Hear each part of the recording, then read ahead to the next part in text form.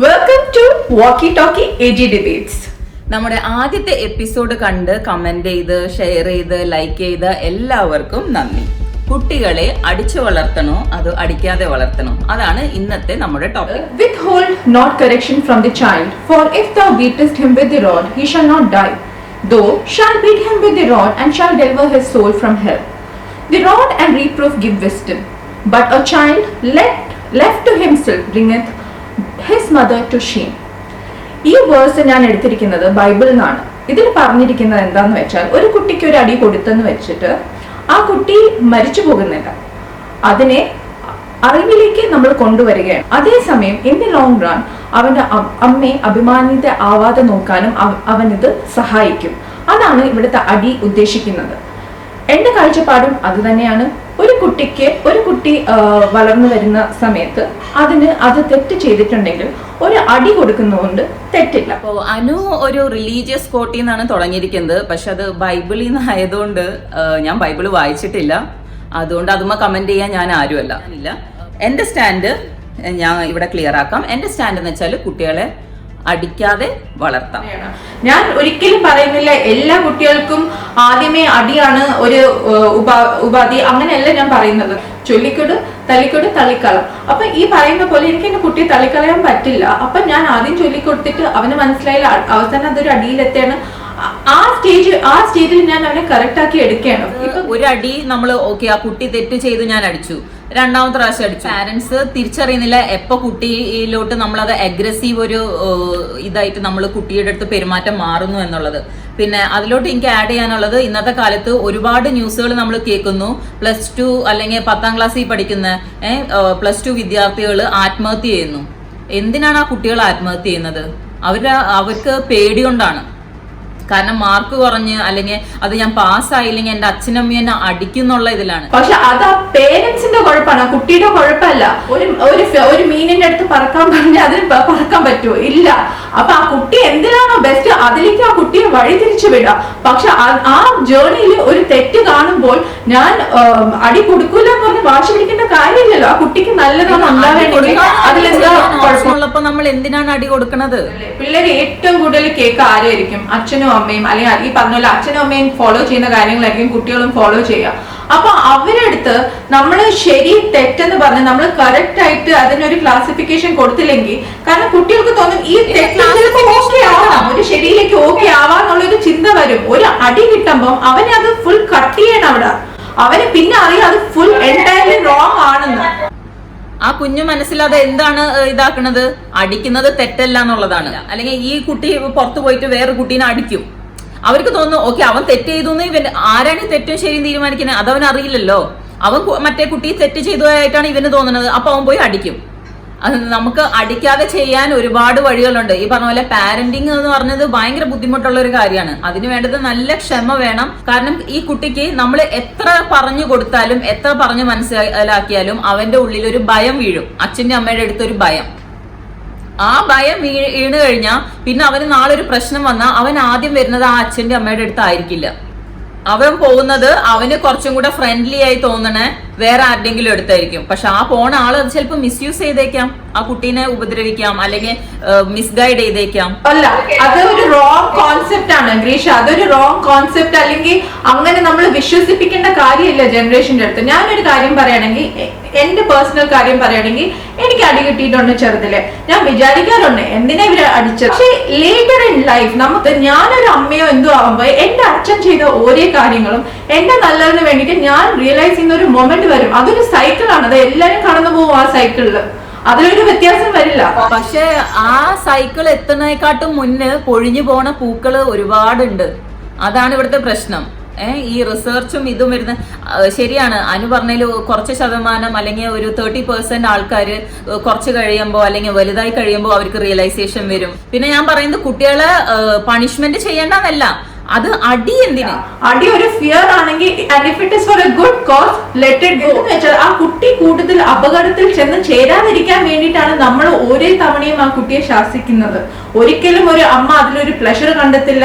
ഞാൻ നേരത്തെ പറഞ്ഞ പോലെ തന്നെ ആ അമ്മ ഒരു കൈ കൊണ്ട് അടിക്കുകയാണെങ്കിൽ മറ്റേ കൈ കൊണ്ട് തല്ലുകയും ചെയ്യാണ്. അവിടെയാണ് ബാലൻസ്. ശരി പറഞ്ഞു കൊടുക്കാൻ മറ്റൊരുപാട് വഴികളുള്ളപ്പോ നമ്മള് അടിക്കുന്ന വഴി, അതാണ് എളുപ്പമുള്ള വഴി. അത് തെരഞ്ഞെടുക്കുന്നു. ഈ പറഞ്ഞ അച്ഛൻ ആദ്യം അടിച്ചു, ഇതടിച്ചു, പിന്നെ കുറച്ച് കഴിയുമ്പോ അവര് പ്രഷർ വരുമ്പോ അടിക്കുന്നു. അത് കഴിഞ്ഞ് റോങ് ആയിട്ട് മനസ്സിലാക്കിയിരിക്കുന്നു അടി എന്ന് പറഞ്ഞൊരു സംഭവം. ഞാനിവിടെ പറയുന്നതെന്ന് വെച്ചാൽ നമ്മളെ ചുറ്റും നോക്കിയാൽ തന്നെ അടി കൊണ്ട് വളർന്ന ഒരു സമൂഹമാണ് നമുക്കുള്ളത്. അടി കൊണ്ട് തന്നെയാണ് മലയാളികൾ വളർന്നിട്ടുള്ളത്. നമ്മളെ അപ്പൂപ്പനായാലും അച്ഛനായാലും നമ്മളായാലും അങ്ങനെ തന്നെ. നമ്മളൊരു മാറ്റം നമ്മളെ പിള്ളേർക്ക് കൊണ്ടുവരുന്നത് അതൊരു ശരിയായ ഒരു തീരുമാനമാണോ? മുന്നത്തെ തലമുറ അല്ലെങ്കിൽ ഞാൻ തന്നെ എന്റെ കുട്ടീനെ അടിച്ചു വളർത്തി. പക്ഷെ അതിലെ തെറ്റ് ഞാൻ തിരിച്ചറിഞ്ഞപ്പോ ഞാൻ അത് കറക്റ്റ് ചെയ്യാണ്. അപ്പൊ എന്റെ തലമുറകളായിട്ട് വന്നതില് ഒരു തെറ്റ് അവർ ചെയ്തിട്ടുണ്ടെങ്കിൽ ഞാനത് കറക്റ്റ് ചെയ്യുന്നോണ്ട് എന്താ തെറ്റ്? അടി ആ കുട്ടി വളരും തോറും ആ കുട്ടിയുടെ ഉള്ളില് അതൊരു പേടിയായി വളർന്നുകൊണ്ടിരിക്കും. അവന്റെ ഒപ്പം തന്നെ വളരും ആ പേടി. ഞാനൊരു കാര്യം എനിക്ക് മനസ്സിലാവാത്ത ഒരു കാര്യം, നമ്മളെ ജനറേഷൻ പേടിച്ച ഒരു സമൂഹമാണോ? അവർ കോൺഫിഡൻസ് ഇല്ലാത്ത ആൾക്കാരാണോ? അവരാണോ നമുക്ക് എന്റെ ചുറ്റുമുള്ള എന്റെ ഫാമിലിയിൽ ഞാൻ എടുക്കുകയാണെങ്കിൽ ഞാൻ ഫുൾ സൈക്കോസിനെയാണോ കാണുന്നത്? ബുദ്ധിക്ക് മാന്ദ്യം വന്ന ചില കേസുകളിൽ പറഞ്ഞല്ലോ അവിടെ പേരൻസ് നേരെ അവർക്ക് തന്നെ ശരി അറിഞ്ഞാത്ത അടുത്താണ് ഈ പ്രശ്നങ്ങൾ വരുന്നത്. നമ്മൾ റീസെന്റ് ഒരു മൂവിയിൽ കണ്ടു, ഫോറൻസിക്കില് ആ കുട്ടിക്ക് അങ്ങനെ ഒരു ബാല്യകാലം ഉണ്ടായിരുന്നു. അച്ഛൻ വെറുതെ എടുത്തടിക്കുന്നത്, അതിലാണ് അവന്റെ ദേഷ്യം. ഞാനിവിടെ പറയുന്നത് ഒരു അടി കൊടുത്താൽ അതിന്റെ റീസൺ എന്താന്ന് കുട്ടിയെ കൊണ്ട് പറയിപ്പിക്കുക. അതെങ്ങനെ ബാഡ് പാരന്റിങ് ആവും? ഒരു അടി കൊടുത്തിട്ട് നമ്മൾ വിചാരിക്കണം അവന്റെ നമ്മൾ മനസ്സിലാക്കിയിരിക്കുന്ന തെറ്റാണ്. ആദ്യം അടി കൊടുത്തിട്ട് അതിന്റെ റീസണിങ് കൊടുക്കണേക്കാട്ടും എത്രയോ നല്ലതാണ് അടി കൊടുക്കാതെ ആദ്യമേ ആ റീസണിങ് കൊടുക്കുന്നത്. ഈ അടിച്ചു വളർത്തുന്ന കുട്ടികളില് അവര് വളരും തോറും ഈ പറഞ്ഞ പോലെ അവരുടെ ഉള്ളില് ദേഷ്യവും അമർഷവും വിദ്വേഷവും ഒക്കെ ഉണ്ടാവും. അത് വളർന്നു വരും. എന്താ സംഭവിക്കുന്നത് പലരും പല രീതിയില് റിയാക്ട് ചെയ്യാം. കുറച്ച് ശതമാനം വളരെ ചുരുക്കം ആസ് പെർ സ്റ്റഡീസ് വളരെ കുറച്ച് ശതമാനം കുട്ടികൾ അത് തന്റെ തീർക്കുന്നതാണെന്ന് മനസ്സിലാക്കി പെരുമാറുന്നവരുണ്ട്. വേറൊരു ശതമാനം ആൾക്കാര് അന്തർമുഖരായി പോവും. അവര് സെൽഫ് സെന്റേർഡായി അവര് സൊസൈറ്റിന്നും ഇതിന്നും ഉൾവലിഞ്ഞ് തന്റേതായ ഒരു ലോകം ക്രിയേറ്റ് ചെയ്ത് ഉൾവലിഞ്ഞ് ജീവിക്കും. അതൊരു വിഭാഗം. മറ്റൊരു വിഭാഗം നേരെ തിരിച്ചു പോകും. അവര് അച്ഛന്റെ അമ്മയുടെയും പേടി ഓർത്ത് അവര് അച്ഛന്റെ അമ്മയുടെയും മുന്നിൽ എക്സ്ട്രാ ഡീസന്റും ഇതായിട്ട് പറയും. പക്ഷെ എന്താ ചെയ്യാ, അച്ഛനും അമ്മയും കാണാതെ പുറത്തു പോയി അവർക്ക് ഇഷ്ടമുള്ളതും അവർക്ക് ശരിയെന്ന് തോന്നുന്നതും, കാരണം അച്ഛനും അമ്മയും ആ അടിച്ച് ഇതിലുള്ള അമർഷം മുഴുവൻ അവരവിടെ പുറത്ത് തീർക്കും. ഏത് കുട്ടികളായാലും അച്ഛന്റെ അമ്മയുടെ മുന്നിൽ നല്ല സർട്ടിഫിക്കറ്റ് വാങ്ങിക്കും, കാണിക്കേണ്ട അടുത്ത് അവർ കാണിക്കും. പക്ഷെ ഒരു അടി കൊടുക്കുന്ന പേരന്റ് ആണെങ്കിൽ അവർക്ക് അറിയാം തിരിച്ചു വരുമ്പോ എനിക്ക് ഇതിന് അടി കിട്ടുമെന്ന്. ഞാൻ മറ്റേ കുട്ടി എന്ന് വെച്ചാൽ കുട്ടിക്ക് അറിയാം. ഫോർ എക്സാമ്പിൾ ഞാൻ പറയുകയാണെങ്കിൽ ഇവിടെ ഒരു ലോ എന്റെ മദർ ഇൻ ലോ പ്രാക്ടീസ് ചെയ്ത ഒരു കാര്യമാണ്. അവരെ കുട്ടികളെ വളർത്തിക്കൊണ്ട് വന്നപ്പോ 6:30-ക്ക് ശേഷം ഒരു കുട്ടികളും പുറത്ത് എന്ന് വെച്ചാൽ ഹസ്ബൻഡിന്റെ കാര്യം പറയുന്ന നീ വീട്ടിലുണ്ടായിരിക്കണം 6:30 ഈവനിങ്. അപ്പൊ ഒരു ചൈൽഡിന്റെ അടുത്ത് അത്രയും സ്ട്രിക്റ്റ് ആയിട്ട് പറയാണ് നീ വരണം. നീ അത് ബ്രേക്ക് ചെയ്യാണോ നിനക്ക് കിട്ടിയിരിക്കും. 6:30-ക്ക് ശേഷമാണ് ഏറ്റവും കൂടുതൽ ക്രൈം ആക്ടിവിറ്റീസ് നടക്കുന്നത്. ആ സമയത്ത് എന്റെ മദർ ഇൻ ലോ അങ്ങനെ ഒരു സ്ട്രിക്റ്റ് ലോയും നല്ല ഏറ്റവും കൂടുതൽ അടിച്ചിട്ടുള്ള ആളുമാണ്. അപ്പൊ അങ്ങനെ ഒരു ആളെ കൺട്രോളിൽ കൊണ്ടുവരാൻ പറ്റി. ഇങ്ങനെ കോൺഫിഡൻസ് കുറയുമെങ്കിൽ എന്റെ ഹസ്ബൻഡിന് ഏറ്റവും കൂടുതൽ കോൺഫിഡൻസ് കുറയാനും ആ അമ്മയുടെ അടുത്ത് ഏറ്റവും കൂടുതൽ ദേഷ്യം ഉണ്ടാവേണ്ടത് എന്റെ ഹസ്ബൻഡിനാണ്. പക്ഷെ ഇവിടെ ഞാൻ കാണുന്നത് നേരെ മറിച്ചാണ്. ആൾക്ക് കോൺഫിഡൻസ് ഉണ്ട്. അമ്മയെന്ന് പറഞ്ഞാൽ ഇങ്ങനെ ഒരു അമ്മയെ പോലും ഞാൻ കണ്ടിട്ടില്ല. അവർ ഭയങ്കര ലവിങ് ആണ്. ആ കുട്ടി അമ്മയായിട്ടുള്ള അണ്ടർസ്റ്റാൻഡിങ് ആണ് അവിടെ. അല്ലാതെ കുട്ടിക്ക് ഞാൻ അച്ഛനാണ് എന്നുള്ള പവറിൽ അടിക്കുക അതല്ല ഞാൻ പറയുന്നത്. തെറ്റ് കണ്ട അടി കൊടുക്കണം. അടി കൊടുക്കാതെയും ചെയ്യായിരുന്നു. 6:30-ക്ക് ശേഷം വീട്ടിൽ കയറി വരരുന്ന അമ്മ സ്ട്രിക്റ്റ് ആയി പറഞ്ഞ അതുവരെ പ്രോപ്പറായി വളർത്തിക്കൊണ്ടെന്ന കുട്ടിയാണെങ്കിൽ അവ അനുസരിക്കും. കാരണം അവന് അമ്മയുടെ അടുത്ത് സ്നേഹമുണ്ട്, ബഹുമാനമുണ്ട്, ആ വാക്കിന് വില കൊടുക്കുന്നു. അപ്പോൾ ആസ് പെർ സ്റ്റഡീസ് പറയുന്നത് എന്ന് വെച്ചാല് ഇങ്ങനെ അടിച്ച് ആക്കുന്നോണ്ട് ഒരു 70% നെഗറ്റീവ് എഫക്ട്സ് ആണ്. അപ്പൊ ആ 70% നെഗറ്റീവിന്റെ മുന്നിൽ ആ 30% വളരെ ചുരുക്കാണ്. അല്ല ഗ്രീഷ, 70% ജനറലൈസ് ചെയ്യാൻ പറ്റില്ല. കാരണം എന്ന് വെച്ചാൽ എന്തിനാണ് അടി കൊടുക്കുന്നത്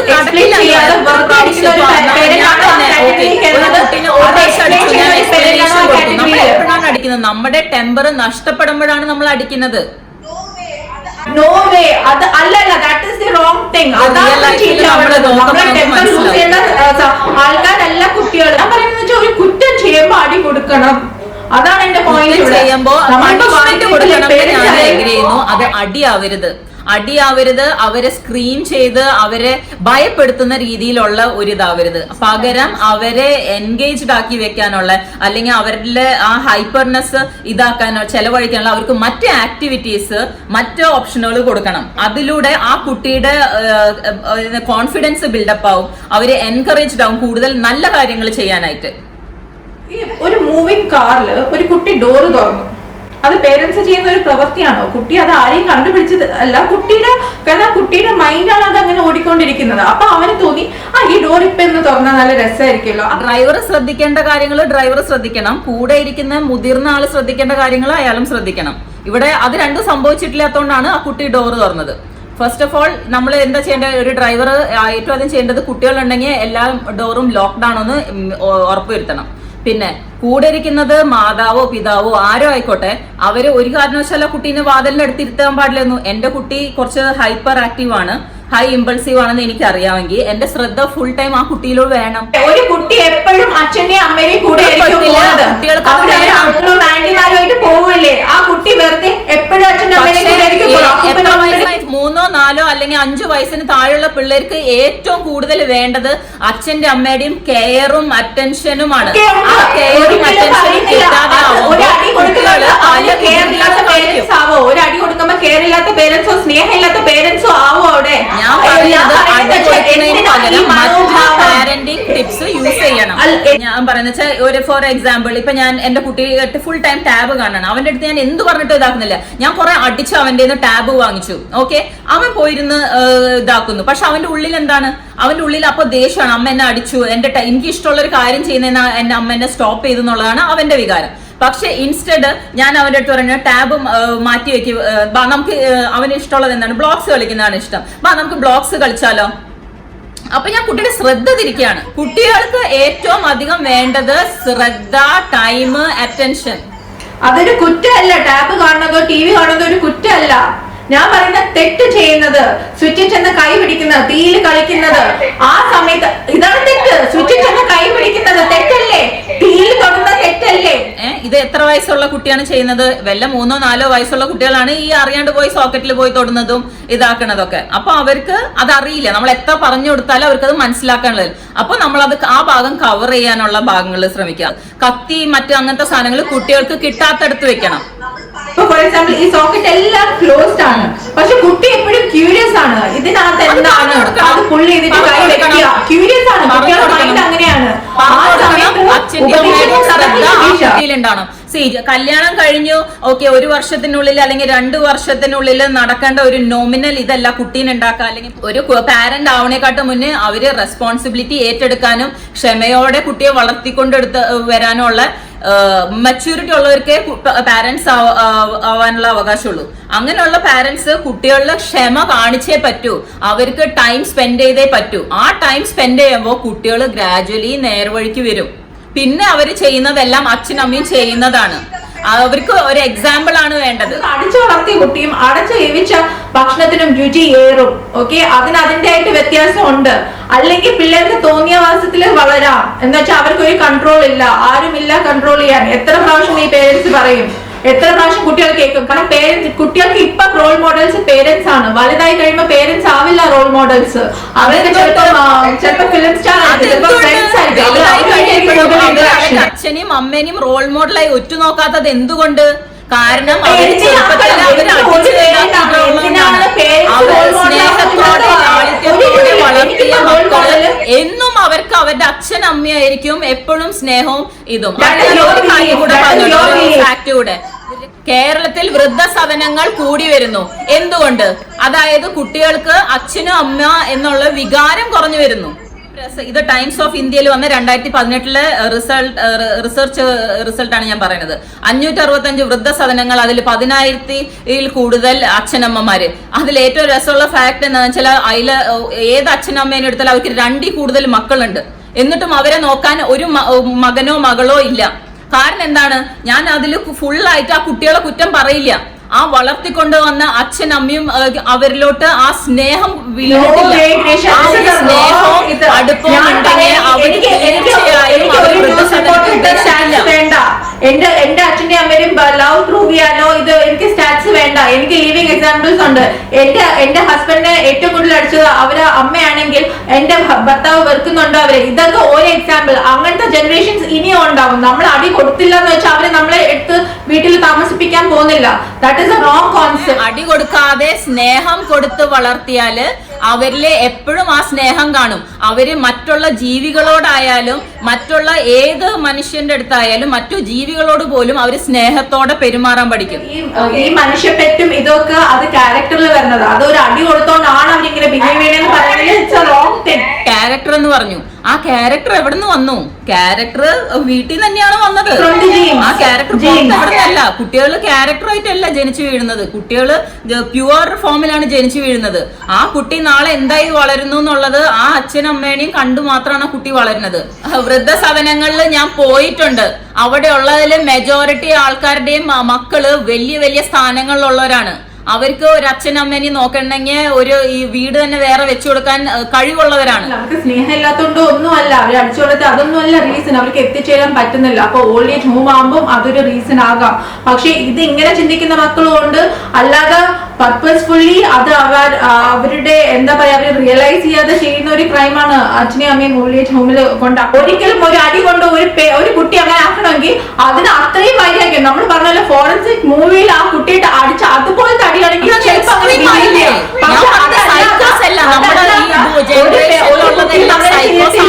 ഞാൻ പറയുന്നത് സൈക്കോസ് ആണെന്നല്ല. ഫേസ് ചെയ്യുന്ന ഇഷ്യൂസ്, വേദനകള്, അവര് അനുഭവിക്കുന്ന മെന്റൽ എന്താ പറയാ ഡിപ്രഷൻ അല്ലെങ്കിൽ മെന്റൽ അഗ്രസീവ്നെസ് അവരുടെ ഞാൻ വാദിക്കുന്നു അതൊരു കോംപ്ലിക്കേഷൻ ആണ്. നമ്മൾ വെറുതെ ലൈഫ് കോംപ്ലിക്കേറ്റ് ആക്കുകയാണ്. ഒരു കുട്ടിക്ക് ഒരു തെറ്റ് കണ്ട അടി എന്ന് പറയുമ്പോൾ എന്ത് മെന്റൽ ഡിപ്രഷൻ. അങ്ങനെയാണെങ്കിൽ നമ്മള് ഫുൾ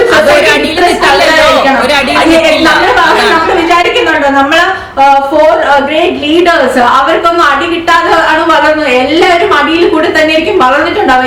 കുട്ടികളുടെ ഏറ്റവും വേറെ എവിടെയും പോണ്ട. എന്റെ ലൈഫിലെ സ്വന്തം എക്സാമ്പിൾ ഞാൻ പറയാണ്. എന്റെ മകളെ ഞാൻ അടിച്ചു തന്നെയാണ് വളർത്തിയിട്ടുള്ളത്. അവളുടെ അടുത്ത് ഞാൻ ചോദിച്ചപ്പോ അവള് പറഞ്ഞത് ഇതെന്താന്ന് വെച്ചാല് അവള് ഏത് കുട്ടിയുടെ അടുത്ത് വേണമെങ്കിലും പോയി ചോദിച്ചാൽ നമ്മളൊരു സർവേ എടുത്ത് അതിൽ നിന്ന് നമുക്ക് മനസ്സിലാവും കുട്ടികളുടെ ഫീലിങ്സ് എന്താണെന്ന്. കുട്ടികളുടെ ഉള്ളില് അവർക്ക് ആത്മവിശ്വാസ കുറവും അവർക്ക് എന്തിനോടും പേടിയും ഇതിൽ ഏതാ ശരി തെറ്റെന്നുള്ളൊരു കാഴ്ചപ്പാട്, ആ ഒരു അമ്മ അച്ഛൻ എന്നുള്ള സ്നേഹത്തോടുള്ള ഒരു ബന്ധം അവിടെ നഷ്ടപ്പെടും. ലാസ്റ്റ് ആൻഡ് ഫൈനലി എനിക്കൊരു ഒറ്റ പോയിന്റേ പറയാനുള്ളൂ.